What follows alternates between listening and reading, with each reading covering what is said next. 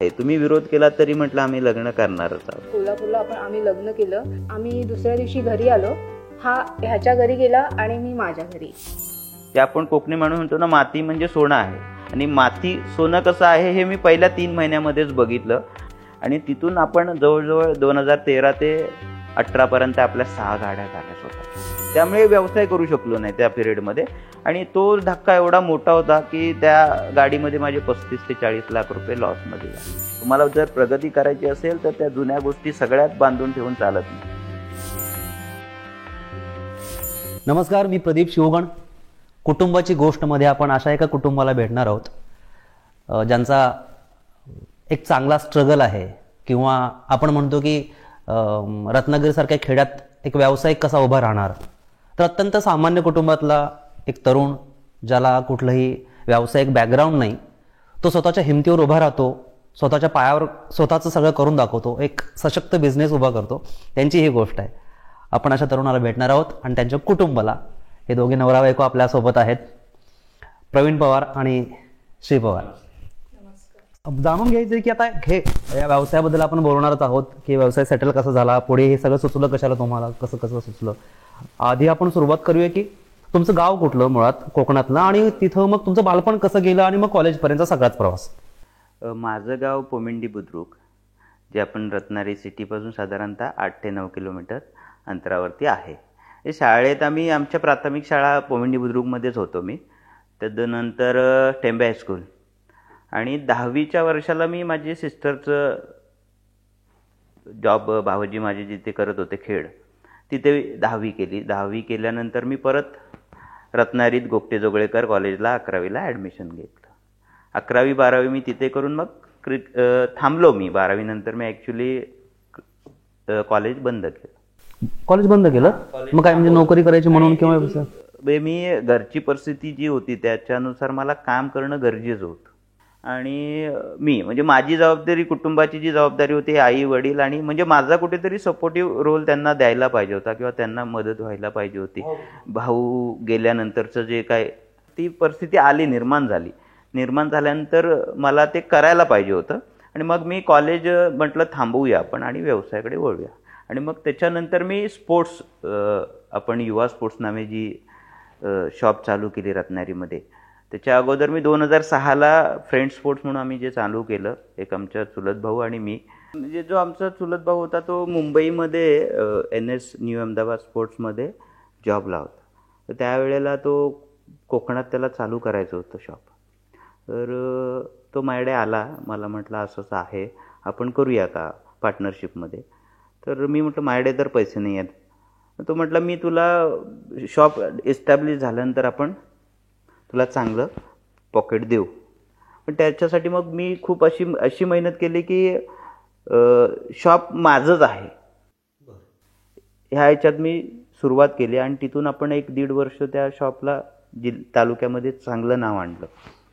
त्याच्यानंतर काही वैचारिक मतभेद झाले. तो म्हटला की नाही, तू स्वतःचं बघ, मी सांभाळतो. मग मी बाहेर पडलो. तिथून बाहेर पडल्यानंतर एक 7 ते 8 महिने मी काही केलं नाही. त्या प्रोफेशनमध्ये जायचं मी विचार पण केला नाही. आणि एक 2008ला आपण असं ठरवलं की ठीक आहे, आपण परत स्पोर्ट्स शॉपला जे काही सर लोक होते, माझे फ्रेंड लोक होते, की नाही आम्हाला तुझ्याकडूनच साहित्य पाहिजे, की जे आपण सर्व्हिस देत होतो त्या स्पोर्ट्स साहित्याची, किंवा वेळेत मटेरियल, चांगलं क्वालिटीचं मटेरियल, नवीन व्हरायटी आपण देत होतो. मग आपण 2008ला चालू करण्याचा निर्णय घेतला. आमचं लग्न झाल्यानंतर दुसऱ्या दिवशी आमचं ठरलं की आपल्याला युवा स्पोर्ट चालू करायचंच आहे. म्हणजे आज लग्न झालं उद्या ठरलं की क्या बात आहे. हे याच्याकडे मी येतो. याच्या आधी मला हे युवा स्पोर्ट्स पर्यंत यायच्या आधी तुमची ओळख कशी झाली आणि मग कसं काय जुळलं तुमचं सगळं? 2006ला जेमतेम आमची भेट झाली. 2006 कुठे झाली? कॉलेजला नाही. म्हणजे किस्सा आहे. रत्नागिरी शहरातील महेश ऑप्टिशियन आपल्याला माहिती असेल, जवळ एस टी स्टँडच्या बाजूला आहे. आम्ही कॉलेज सुटल्यानंतर किंवा आम्ही काम झाल्यानंतर आम्ही तिथे, आमचा फ्रेंडच एक होता विश्वासराव म्हणून, त्याला भेटायला किंवा तिथे आम्ही बसायला वेळ असेल तर जायचो. त्यावेळेला हिची सुद्धा तिकडनं ST बसला खूप टाइम असायचा. त्यावेळेला ती तिथे हरिकाकांकडे असायचे. कॉमन फ्रेंड होता तो विश्वासराव. विश्वासरावने ओळख करून दिली, ओळख झाली, त्याच्यानंतर एक चांगली मैत्री झाली. त्या मैत्रीमध्ये मला काहीतरी तिच्या रिलेटेड, कामाच्या रिलेटेड काहीतरी गोष्ट हवी होती.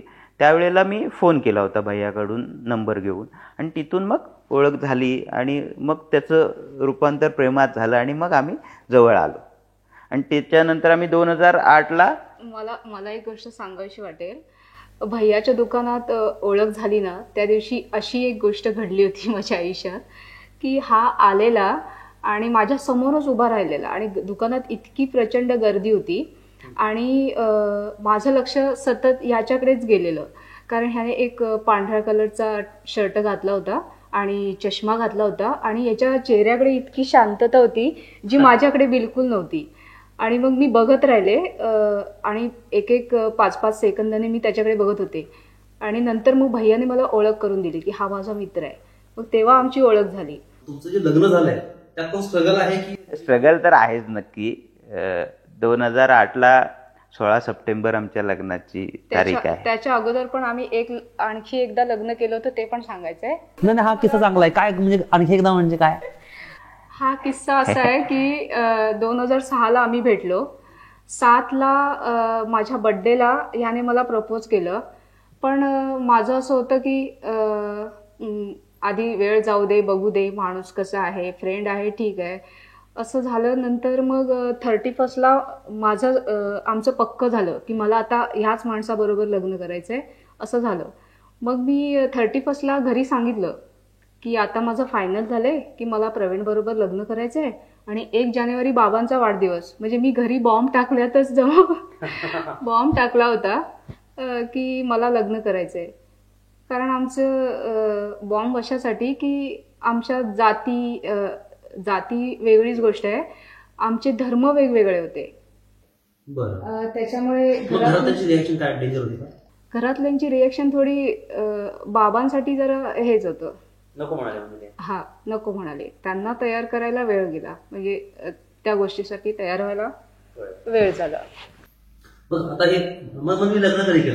आम्ही ऍक्च्युअली 2दा लग्न केलंय, पण ते पहिली तारीख अजून माझ्या घरच्यांना, म्हणजे माझ्या आई बाबांना माहित नाहीये. ती जर आता माहित पडली ना तर मला वाटतं मार बसेल. म्हणजे तुम्ही आधी साखर टाईम लग्न करून आपापल्या घरी असं होतं? अरे वा, क्या बात आहे. हा काय किस्सा आहे? आम्ही 26 तारीखला कोल्हापूरला गेलो, त्याचा वाढदिवस होता. आमचं ठरलं होतं की आपण मंदिरामध्ये लग्न करायचंय.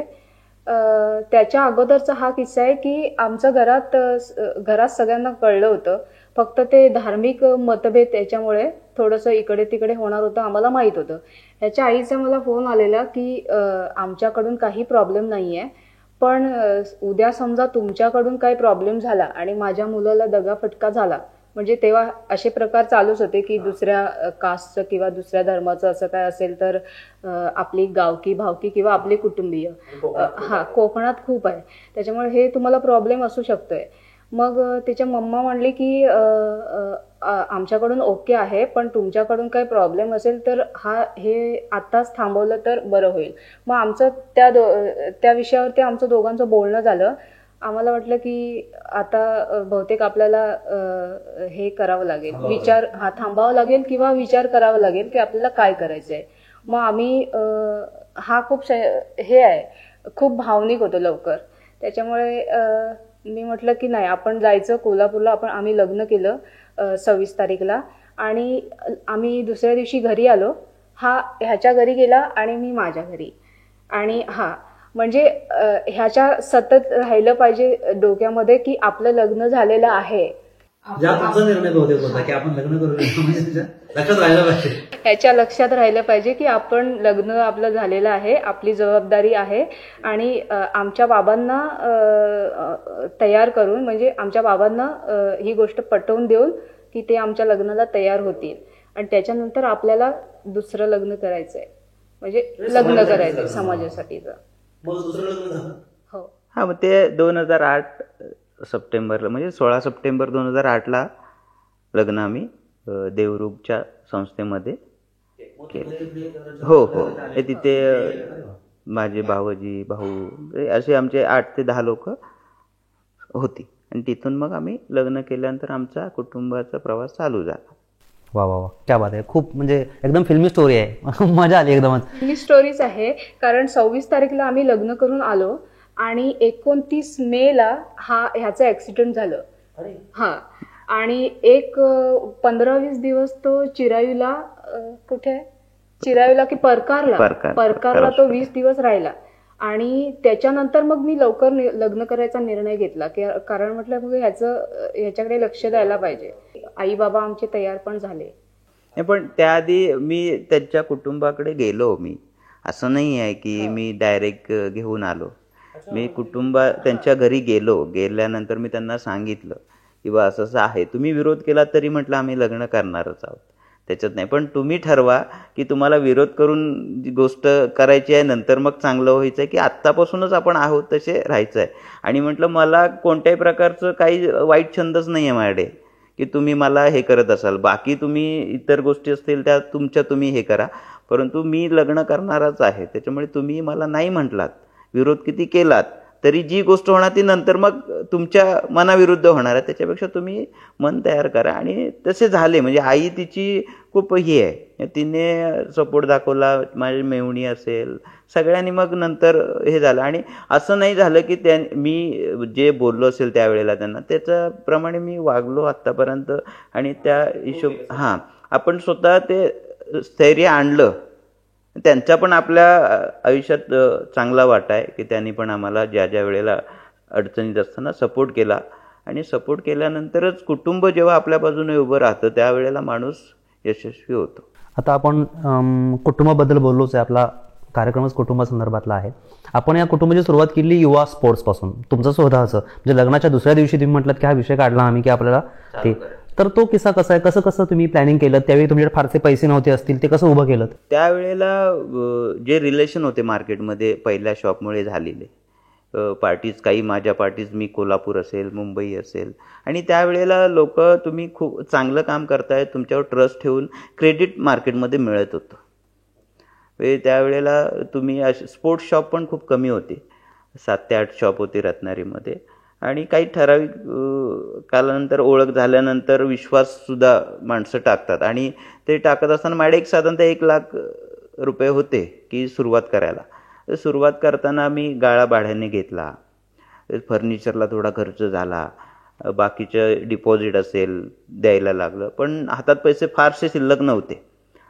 तर काही शॉप जे होते होलसेल करणारे त्यांना मी सांगितले अशी अशी वस्तुस्थिती आहे, तुम्ही मला वर्षभर माल थोडा क्रेडिटने द्या, तुमचे पेमेंट्स जसे माल सेल होईल तसे रिटर्न्स होतील.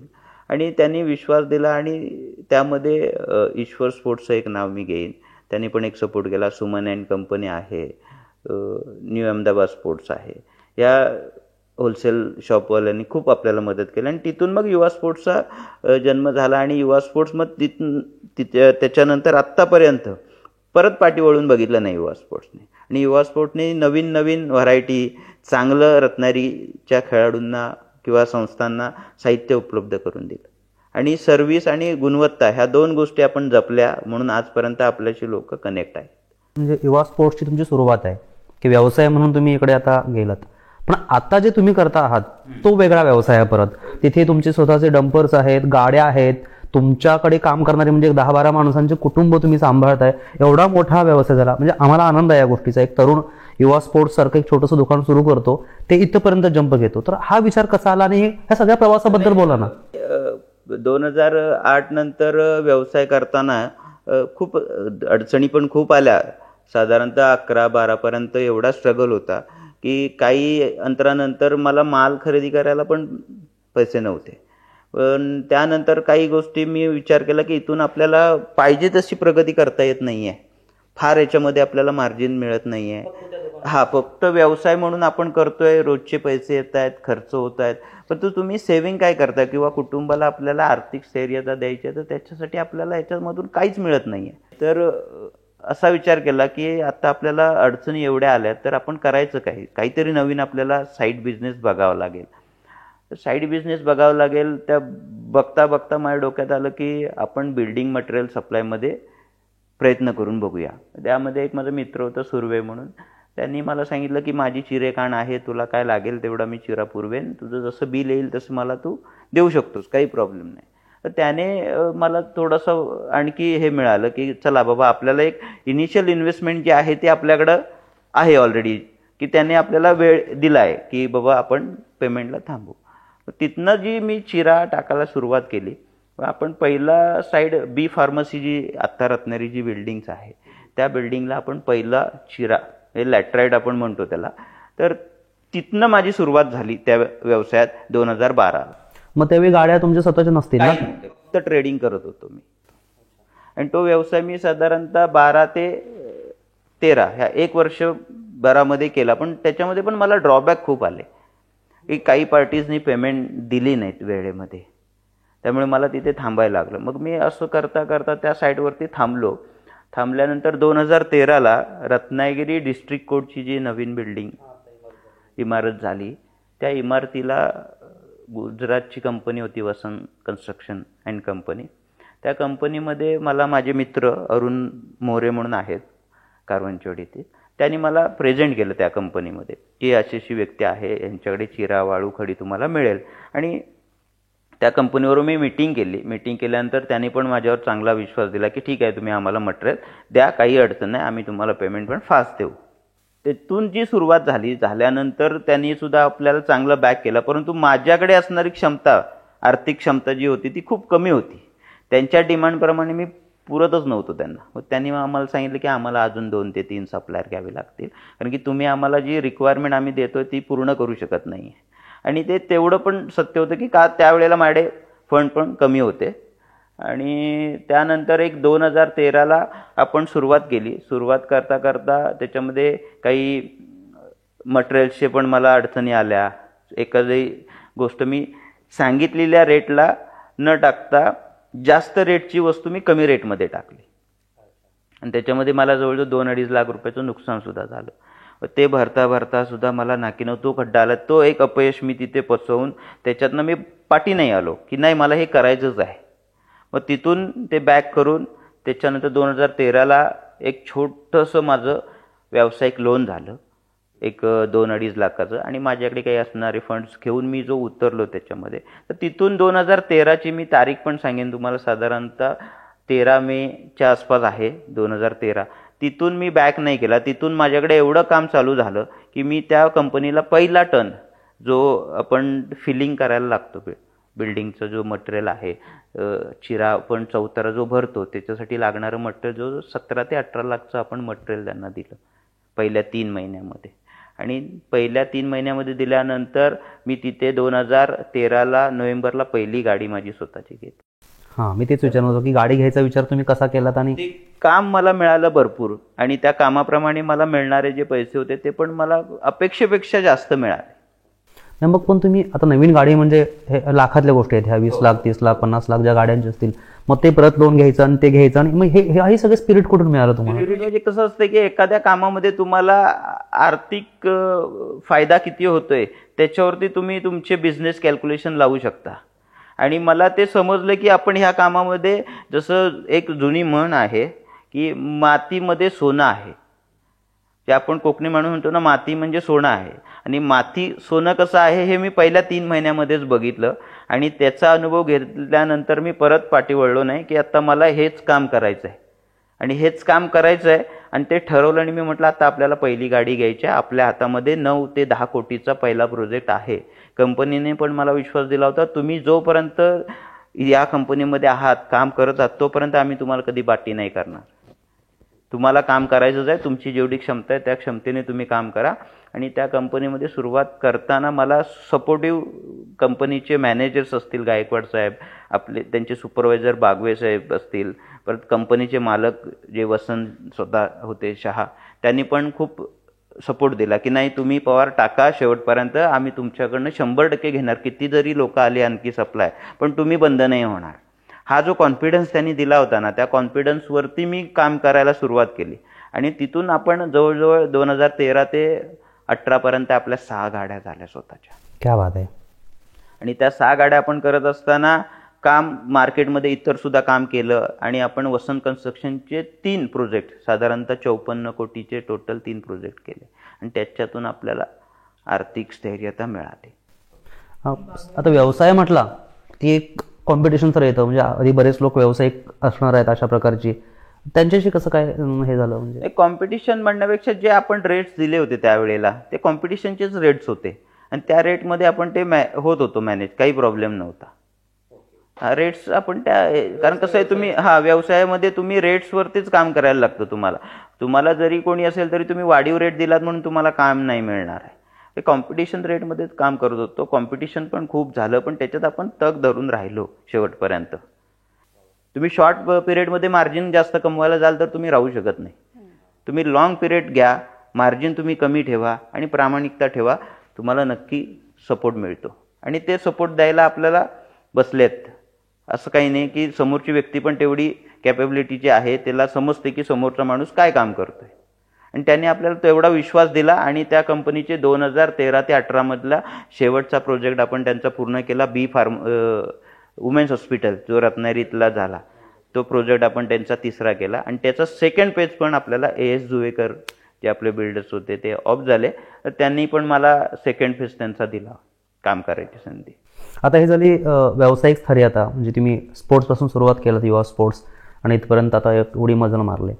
आणि कुठलाही व्यवसाय म्हटला किंवा अशा प्रकारचं आयुष्य म्हटलं की फसवणूक येते, किंवा एकदम आपण असं काहीतरी घडतं की आता संपलं सगळं, होत नाही की काय, असे काही किस्से तुमच्या आयुष्यात आहेत काय? 2000 लॉकडाऊन, जेव्हा आपण लॉकडाऊन लागला, लॉकडाऊन पर्यंत मला काही फारसा फरक पडला नव्हता. परंतु जेव्हा सेकंड लॉकडाऊन झाला, सेकंड लॉकडाऊनला काय झालं की बिझनेस टोटली ठप्प झाला. बिझनेस ठप्प झाल्यामुळे जे असणारे महिन्याचे एक्सपेन्सेस होते, खर्च जे होते ते स्थिर होते आणि येणारं मार्जिन कमी होतं. आणि त्यावेळेला मला खूप नुकसान झालं. म्हणजे जवळजवळ 70 ते 80 लाख रुपये मी त्या पिरियडमध्ये 1.5 वर्षामध्ये भरले, बँक्सचे असतील किंवा इतर जे एक्सपेन्सेस केले. आणि त्यावेळेला मला थोडंसं आर्थिक नुकसान झाल्यानंतर आपण त्याच वेळेला 2018 ते 20 माझं स्वतःचं घराचं काम आपण चालू केलं. काही माझे फंड्स होते ते डायव्हर्ट झाले आणि बिझनेसमध्ये मला कॅपिटल कमी पडायला लागलं. आणि 2021ला मी परत एक गाडी घेण्याचा निर्णय घेतला. एक आपण 14 टायर डंपर घेतला, त्याची किंमत साधारणतः 52 लाख रुपये होती. आणि ती गाडी आपण घेतली. पहिले 3 महिने गाडी खूप चांगली चालली. 3 महिन्यानंतर त्या गाडीने मला वर्षभरामध्ये 8 वेळा त्या गाडीने मेंटेनन्स क्राऊन पिनियनमध्ये बॅकला आणलं. आणि त्या गाडीमध्ये मी खूप कामं निघाली गाडीमध्ये. आणि जेव्हा गाडीची कामं निघाली तेव्हा 20-20, 25-25 दिवस गाडी मेंटेनन्ससाठी उभी राहिली. त्यामुळे व्यवसाय करू शकलो नाही त्या पिरियडमध्ये. आणि तो धक्का एवढा मोठा होता की त्या गाडीमध्ये माझे 35 ते 40 लाख रुपये लॉसमध्ये झाले. आणि तिथनं मी थांबलो. आता असं ठरवलं की नाही, आता आपल्याला हा व्यवसायातनं बाहेर पडायचं आहे. ती गाडी आपण सेल केली. सेल केल्यानंतर थोडंसं थांबलो की नाही, आता आपल्याला ह्या सगळ्या गोष्टीतनं व्यवसाय हे बंद करून आपण आपलं स्पोर्ट्स शॉप आहे तेवढंच चालूया. आणि निगेटिव्ह पॉजमध्ये मी बऱ्यापैकी निगेटिव्ह झालो होतो. पण त्यावेळेला मला श्रीने सांगितलं की नाही, आता आपण आहे थोडंसं कमी करूया, पण काम तेच चालू ठेवायचं. मग आमची चर्चा व्हायची सारखी की आता आपण काय करायचं. मला पण म्हटलं काम करायची आता इच्छा होत नाही, या लोकांकडे जाऊन भेटून परत एवढं नुकसान झालेलं भरून कसं काढायचं. कारण काहीच पाठीमागे बॅकग्राऊंड नसल्यामुळे तुम्ही तेवढी उडी घ्यायची पुढची, त्यासाठी रिस्क घ्यायला पाहिजे. आणि बिझनेस हा रिस्क फॅक्टर आहे की तुम्ही जोपर्यंत रिस्क घेत नाही तोपर्यंत तुम्ही व्यवसायात पडूच शकत नाही. आणि तुम्हाला असं नाही आहे की व्यवसायात तुम्ही पडलात आणि उद्या मार्जिन मिळेल आणि तुम्ही उभे व्हाल. व्यवसाय करताना मी असा विचार केला की मी जेव्हा माझ्याकडे काही नव्हतं तेव्हा मी व्यवसाय करायला बिंदास डेअरिंग केली. आता तर माझ्याकडे सोर्स आहे पाठीमागे. सोर्स असताना मी जर आत्ता व्यवसायात परत बॅक नाही करू शकलो तर मग मी व्यावसायिक होण्याच्या पण पात्रतेचा नाही. हा जेव्हा मनात विचार आला आणि आता आपण म्हटलं काहीतरी करूया. आणि त्यावेळेला एक इन्सिडेंट घडला 2022ला. आईचं थोडी ट्रीटमेंट चालू होती. तिला डॉक्टरांनी सांगितलं होतं की अँजिओप्लास्टी वगैरे करावी लागेल. आणि अँजिओप्लास्टी साधारणतः खर्च म्हटलं 1-1.5-2 लाख रुपये खर्च होईल. आणि त्यावेळेला मी माझ्या थोडंसं बँक बॅलन्सकडे बघितलं की माझ्याकडे पैसे किती आहेत बाबा, आता ही खर्च करायला पाहिजे माझ्या आईसाठी. आणि श्रीला म्हटलं, श्री आपल्याकडे काहीच पैसे नाहीत, आता हे करायचं तर आपण काय करायला लागेल. तर नाही म्हटलं बघूया आपण काहीतरी करू, मॅनेज करायचं काहीतरी. त्यावेळेला विचार केला की मी जर माझ्या कुटुंबासाठी मेडिकल एमर्जन्सीसाठी खर्च करू शकत नाही किंवा माझ्याकडे तेवढे पैसे नाही आहेत आत्ता उपलब्ध, मी एवढं सगळं उभं करून माझ्याकडे आत्ता काही पैसे नाही आहेत. मग त्यावेळेला मी असा निर्णय केला की माझ्या कुटुंबासाठी का होईना मला परत उभं राहायचं आहे. आता आपल्या मुलांना जर चांगलं द्यायचं असेल तर आपल्याला नक्कीच परत काम करायला लागेल आणि तिथून मग मी परत काम करायला नव्याने चालू केलं. आणि ते चालू करताना या 7 ते 8 महिन्यामध्ये आज मी माझ्या व्यवसायाची स्थैर्यता थोडी परत घेऊन आलेली. क्या बात आहे. म्हणजे बघा तुम्ही की असा एक प्रसंग येतो की आता आपल्याला सगळं संपलंय असं वाटायला लागतं आणि मग कळत न कळत का असेना किंवा इनडायरेक्टली का असेना आपलं कुटुंब आपल्या भोवती उभं राहतं. तर कुटुंब यासाठी महत्वाचं आहे. आता कुटुंबाचा विषय निघाला म्हणून की तुमच्या या सगळ्या आता आम्ही बघतो की तुम्ही दोघांनी सगळं सुरुवात केलं, अगदी शून्यातून सुरुवात केलं आणि इथंपर्यंत आलेलात. तुम्ही तुमच्या बायकोकडे कसं रोल म्हणून बघताय की त्यांचा किती रोल आहे ह्या व्यवसायात? नाही, हा व्यवसायात रोल तर 100% तिचाच आहे ना, की मला एनर्जी कुठनं मिळणार. माझी एनर्जी ही तीच आहे. तिची एनर्जी मला ती देते. त्याच्यानंतर मला काम करायची इच्छा होते की नाही बाबा, श्री मला सांगते की ती सुद्धा एक जॉब करत होती, तिने तिच्या कुटुंबासाठी पण स्ट्रगल केलाय सुरुवातीचा. त्यानंतर आम्ही लग्न झाल्यानंतर असा निर्णय घेतला होता, मी तिला सांगितलं होतं की तू इंजिनिअरिंग करणार का, तुझी इच्छा आहे का. तर ती म्हटली मला इंजिनिअरिंग नाही करायची आहे, मला ते फील्ड नाही आवडत. ती खूप हुशार आहे पण तिला योग्य ते गायडन्स न मिळाल्यामुळे ती थांबली. ती म्हटली मला नाही करायचं. म्हटलं ठीक आहे, चल तुझी इच्छा नाही आहे ना, मी तुझ्यासाठी मी करतो, काही प्रॉब्लेम नाही. मग मी तिने सांगितल्यानंतर जे काम करत होतो की आता आपल्याला व्यवसायात बॅक करायचं. आणि पाठीमागे 6 महिन्याची आमची मुलगी होती त्यावेळेला. 2010ला आम्ही रत्नागिरीत आलो आणि रत्नागिरीत आल्यानंतर 6 महिन्याची मुलगी असताना माझ्याकडे पण व्यवसायासाठी खूप कमी पैसे होते. त्याच्यात आम्हाला सगळं चालवायचं होतं, मॅनेज करायचं होतं. मग तुम्ही भाड्याने राहायचं? हो, भाड्याने आम्ही फ्लॅट घेतला होता एक. आणि बाकीचं सगळं काही आणायला आम्ही घरातनं काही आणलं नव्हतं. ते 10,000 रुपयाचा किस्सा सांगा. 10,000 मध्ये आम्ही 2,500 रुपये डिपॉझिट दिलं पहिल्या भाड्याचं आणि राहिलेल्या 7,500 मध्ये आम्ही आमच्या प्रपंचाला लागणाऱ्या सगळ्या गोष्टी घेतल्या. सिलेंडर असेल, इतर गोष्टी, एक छोटीशी चटई असेल, म्हणजे एवढ्याच ह्याच्यामध्ये आम्ही आमचं कुटुंब चालू केलं, म्हणजे संसार चालू केला.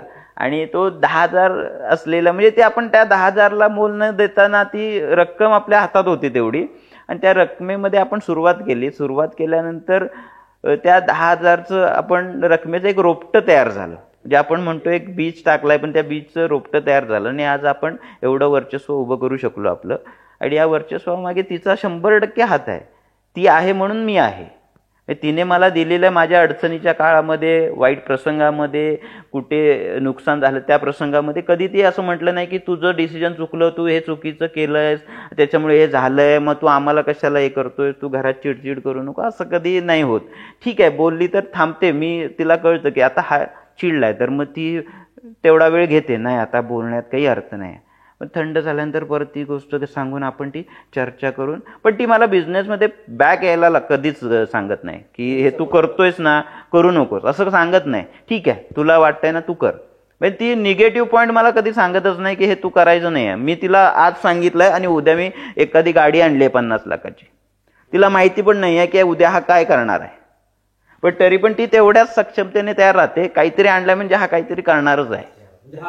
हा, हे मी आजपर्यंत आहे ना, जे जे काही शॉकिंग गोष्टी केल्यात ना, त्या मी आज सांगितल्यात आणि उद्या आणल्या. तिला मी आज सांगितलंय घरात की श्री हे असंच आहे, उद्या तयार राहा. ती लगेच तयार असते, बाबा एवढं करतोय, हा काय करतोय माहित नाही की याच्यापासून किती अडचणी निर्माण होतील, पण त्या अडचणीत सुद्धा ती तेवढेच खंबीरतेने उभी राहते. आणि घरातलं वातावरण, म्हणजे मी घराच्या बाहेर गेलो की मला घरचं टेन्शन नसतं की घरात काय चालू आहे किंवा काय नाही, ती मला माहिती ती सगळं करणार आहे. आणि तोच तिचा सपोर्ट जो आहे तो अगदी प्रामाणिकतेने माझ्यासोबत आहे, चांगल्या गोष्टींमध्ये सुद्धा, वाईट गोष्टींमध्ये सुद्धा. तुम्हाला आता मी शेवटचा प्रश्न विचारतो की एक व्यावसायिक आहे, एक ध्येय घेतलेला माणूस आपल्या सोबत आहे, आपला पार्टनर आहे, तो बाहेर जाणार, नवीन आर्थिक उलाढाली करणार, कधी कधी असे खड्डे पडणार, आर्थिक खड्डे, मग त्यातून उभं राहणार, मग तो सतत टेन्शनमध्ये असतो. व्यावसायिक आम्ही ऐकलेलं असतं की खूप आर्थिक आणि या सगळ्या ताणात बऱ्याचदा असतात, नवीन नवीन माणसं जोडली जातात. तर तुम्ही कसं बघताय की असा जर पार्टनर असेल तर तुम्हाला काय काळजी घ्यायला लागते? व्यावसायिक असल्यावर ह्या गोष्टी होतातच. आता आम्ही पेरतोय, आता आम्ही पेरलं तर उद्या त्यातून काही आणखी उगवणार आहे, आमच्या मुलांना त्याच्यातून फायदा होणार आहे. मग आता आम्हाला पेरायला पाहिजे. भले आम्ही हवामान थोडं चेंज झालं आणि आम्ही इकडे तिकडे कोलमडलो तरी पण आम्हाला उभं राहावं लागेल, कारण आमची मुलं आता मोठी होत आहेत, मग आम्हाला त्यांचाही विचार करावा लागेल. अजून काही प्लॅनिंग तुमचे पुढच्या आयुष्यात आहेत? तर अजूनही तुम्ही इतके तरुण आहात, इतका संघर्ष करून एवढं उभं राहिलंय आणि तुम्हाला वाटतं की हे एक अजून करायचं आहे मला, ज्यामागे आता लागणार आहे? नाही, अजून मला माझ्या कुटुंबाची आर्थिक स्थैर्यता तर करायचीच आहे आणि मुलांसाठी अजून काहीतरी चांगला व्यवसाय काय करता येईल आणि त्यांचं कल कुठे आहे, कुठच्या व्यवसायाकडे आहे. परत स्त्रीला पण अजून तिला एक गृहउद्योग करायचा आहे. तिचं बरेच दिवस चालू आहे मला पाहिजे. तर तिच्यासाठी पण एक गृहउद्योग करायची माझी तयारी आहे. पण त्यात तिला सांगितलं अजून 1-2 वर्ष मला दे. 1-2 वर्षानंतर मी तुला 100% त्याच्यासाठी फंड्स अवेलेबल करून देईन आणि तू तुझा स्वतंत्र एक व्यवसाय चालू करू शकतेस की तुला इतर महिला असतील, कोणाला काम द्यायचं असेल तर तू त्यांना घेऊन तू सोबत घेऊन काम करू शकतेस. हे ध्येय आहे. आणि आयुष्यात व्यावसायिक हा कधीच थांबत नाही. तो थकतो परंतु मनाने कधीच थकत नाही. व्यवसाय हा असं आपण म्हणतो की एक टॉनिक आहे. व्यवसाय तुम्ही जेव्हा करता तेव्हा तो थांबण्यासाठी कधीच करत नाही व्यावसायिक. सरकारी नोकरदार 58व्या वर्षी थांबतो, तसं नाही आहे व्यावसायिक. व्यावसायिक हा तुमचा चालतच राहणार आहे आणि त्याला ज्या एखाद्या व्यवसायामध्ये यश किंवा अपयश येऊ द्या तरी पण तो परत व्यवसायात जाणारच. आणि तेच ध्येय आहे की आपण व्यवसाय कधीच बंद करू नये. आणि नवीन माझं चालू आहे की नवीन अजून काही करता येईल का आपण बघतोय, प्रयत्न चालू आहे. पण आणखी 1-2 वर्षानंतर काहीतरी नवीन आपल्याकडे व्यवसायाचं स्वरूप नक्कीच येईल. आणि आत्ताचे जे तरुण आहेत त्यांना पण मी असं सांगेन की तुम्ही नोकरीवरती डिपेंड न राहता छोटे छोटे व्यवसाय चालू करा. छोट्या छोट्या व्यवसायातनं तुम्हाला मोठं काहीतरी करण्याची प्रेरणा मिळते आणि त्यातूनच व्यावसायिक घडतो. तर मित्रो, जबरदस्त गप्पा मारल्यात खरं तर आपण प्रवीण यांच्याशी आणि श्री यांच्याशी. तुम्हाला हा एपिसोड कसा वाटला नक्की सांगा. तेव्हा दोघांनाही KZकडून खूप खूप शुभेच्छा. खूप मोठा व्यवसाय हो आणि पुन्हा एकदा आम्ही अशीच इंटरव्ह्यू घ्यायला तुमच्याकडे येऊ.